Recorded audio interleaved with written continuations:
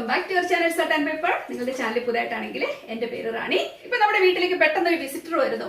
പ്രതീക്ഷിക്കാതെ ആരെങ്കിലും വീട്ടിലേക്ക് പെട്ടെന്ന് വരും. അയ്യോ എന്താ അവർക്ക് കൊടുക്കുക?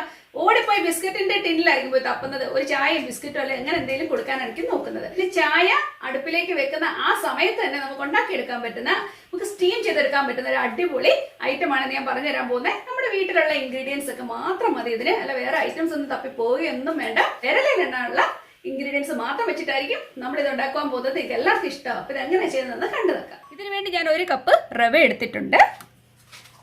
ഇതിലേക്ക് നമ്മൾ 1/2 കപ്പ് ഷുഗർ ഞാൻ ചേർക്കുന്നുണ്ട്. നിങ്ങൾക്ക് ഇത്ര മധുരം വേണ്ടെങ്കിൽ മധുരം കുറച്ച് ചേർത്താലും മതിയായിരിക്കും. ഇത് കുറച്ച് തരിതരി ആയിട്ടുള്ള, കണ്ടോ ഞാൻ കാണിക്കാം, കണ്ടോ നന്നായിട്ട് പൊടിഞ്ഞ രീതിയിൽ ഷുഗറാണ്. ഇതിപ്പോൾ നമ്മൾ മിക്സിയിൽ ഇട്ടെന്ന് അടിച്ച് കഴിയുമ്പോൾ ഇച്ചിരി കൂടെ വലുതാണെങ്കിൽ പോലും നന്നായിട്ട് പൊടിഞ്ഞു വന്നോളൂ. അതോർത്ത് വിഷമിക്കേണ്ട കേട്ടോ. ഇതിലേക്ക് ഞാൻ 2 ഏലക്കയുടെ തരി ഞാൻ ജസ്റ്റ് ഒന്ന് ക്രഷ് എടുത്ത് ഇട്ടിട്ടുണ്ട്. ഇതിലേക്ക് 1 ടേബിൾ സ്പൂൺ നെയ്യ് ഇല്ലെങ്കിൽ ബട്ടർ ഒന്ന് ചൂടാക്കിയിട്ട് ഒഴിച്ചു കൊടുത്താലും മതിയാവും. ഇനി നമ്മൾ ഉപയോഗിക്കാൻ പോകുന്നത് മാഗിയുടെ ഉണ്ടോ കോക്കനട്ട് മിൽക്ക് പൗഡറിന്റെ മിക്സ്, നമുക്ക് പൗഡറായിട്ട് കിട്ടത്തില്ലേ, അത് ഞാനിവിടെ ഒരു 1/4 കപ്പ് ചേർത്ത് കൊടുക്കുന്നുണ്ട്. ഇതിങ്ങനെ പൊടി പോലെയാണ്, നിങ്ങൾക്കറിയാലോ, ഇതുപോലെ പൊടി പോലെയാണ് കിട്ടുന്നത്. അത് ചേർത്ത് കൊടുത്തിട്ടുണ്ട്. നമുക്ക് കടകളിൽ നാട്ടിലും എല്ലാം തന്നെ കിട്ടും. എല്ലായിടത്തും അവൈലബിൾ ആയ ഒരു സംഭവമാണിത്. ഇനി ഇതിലേക്ക് നമുക്ക് മുട്ട ചേർക്കാം. നല്ല വലിയ മുട്ടയൊക്കെ ആണെങ്കിൽ 2 മുട്ടയുടെ ആവശ്യം വരത്തുള്ളൂ. ഇതിപ്പോൾ ചെറിയ മുട്ടയാണ് ഞാനൊരു 3 എണ്ണം ചേർക്കാൻ പോകുന്നത് കേട്ടോ. ഇതിൽ നമ്മൾ വെള്ളം ഒന്നും ഒഴിച്ചു കൊടുക്കുന്നേ ഇല്ല. കണ്ടോ 3 മുട്ട ഇട്ട് കൊടുത്തിട്ടുണ്ട്. ഇനി നമ്മൾ ചേർക്കാൻ പോകുന്നത് വാനില എക്സ്ട്രാക്ട്. ഞാനൊരു 1/2 ടീസ്പൂൺ വാനില എക്സ്ട്രാക്റ്റും ചേർത്തിട്ടുണ്ട്.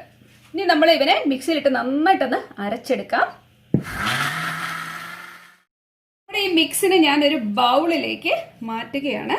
നല്ലൊരു ക്രീമി കൺസിസ്റ്റൻസിയാണ് നമുക്കിപ്പം കിട്ടിയിരിക്കുന്നത്. കണ്ടോ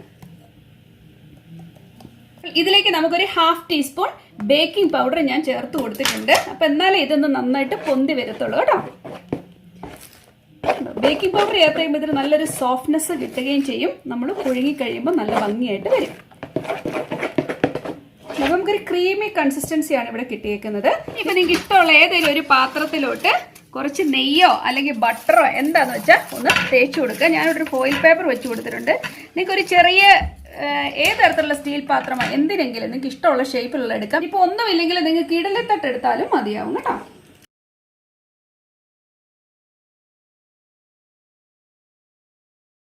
ഇതിന്റെ മുകളിലേക്ക് നമുക്ക് 1-2 കാഷ്യൂ നട്ട്സ് ഒന്ന് വറുത്ത് ചേർക്കുക. നിങ്ങൾക്ക് നെയ്യിലോ ബട്ടറിലോ ഒക്കെ നിങ്ങൾക്ക് വറുത്ത് ചേർക്കാം. നിങ്ങളുടെ ഇഷ്ടം അനുസരിച്ച് ചെയ്തോ കേട്ടോ. ഇനിയിപ്പോ നമുക്ക് ഇവരെ ഒന്ന് സ്റ്റീം ചെയ്തെടുക്കാം. ഒരു 10 മിനിറ്റിനുള്ളിൽ സംഭവം റെഡിയാവും. അപ്പൊ നമ്മൾ സ്റ്റീം ഒരു 10 മിനിറ്റ് വെച്ച് കഴിഞ്ഞപ്പോൾ തന്നെ ഇത് നല്ല സുന്ദരമായിട്ട് വെന്ത് പൊങ്ങി വന്നിട്ടുണ്ട്. നമ്മൾ ബേക്കിംഗ് പൗഡർ ഉപയോഗിച്ചേക്കുന്നതുകൊണ്ട് തന്നെ ഒരു കേക്ക് പോലെ ഇത് പൊങ്ങി വന്നിട്ടുണ്ട്. അത് നമുക്കൊന്ന് മുറിച്ച് നോക്കണ്ടേ, എന്നാലേ അറിയത്തില്ല ഇത് എങ്ങനെ വന്നു എന്ന് അല്ലേ. അപ്പോൾ ഇതിനെ നമുക്കൊന്ന് മുറിച്ച് നോക്കാം എന്താണ് ഇതിന്റെ അവസ്ഥയെന്ന്. നല്ല സോഫ്റ്റ് ആയിട്ട് തന്നെയുണ്ട്. ഇതാ കണ്ടോ, ഇത് സൂപ്പർ ആയിട്ട് തന്നെയുണ്ട്. എന്തായാലും നമുക്ക് ഇവനെ ഒന്ന് ടേസ്റ്റ് ചെയ്ത് നോക്കണ്ടേ. അപ്പോൾ നിങ്ങൾ കണ്ടല്ലോ എത്ര സോഫ്റ്റ് ആയിട്ട് നമുക്ക് കിട്ടി, നല്ല ഷേപ്പിൽ കിട്ടിയിട്ടുണ്ട്. നിങ്ങൾക്ക് ഇങ്ങനെ വട്ടത്തിൽ തന്നെ ചെയ്തെടുക്കണമെന്നില്ല. നിങ്ങൾക്ക് ഇഷ്ടമുള്ള നിങ്ങളുടെ ഇരിക്കുന്ന പാത്രത്തിൽ ഭംഗിയുള്ള പാത്രങ്ങളിൽ ഇതുപോലെ ഒഴിച്ചെടുത്ത് സ്റ്റീം ചെയ്തെടുക്കാവുന്നേ ഉള്ളൂ. അപ്പൊ ഞാനൊന്ന് കഴിച്ചു നോക്കാം അല്ലേ.